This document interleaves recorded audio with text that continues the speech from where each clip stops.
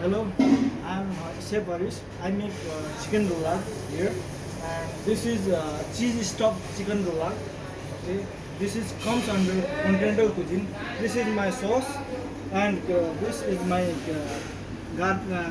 this is my plating, and like this.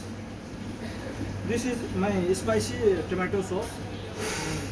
Normally, this spicy tomato sauce eaten by Italian peoples. They like very much spicy and little bit spicy and normal this thing. And this is my rollard, and I want to little bit put parsley like this in top. And this is my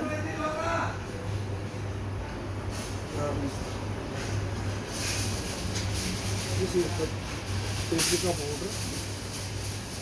Just putting the powder. خلاص يا Thank you very much. I like to make good and new things in the New Italian, dish.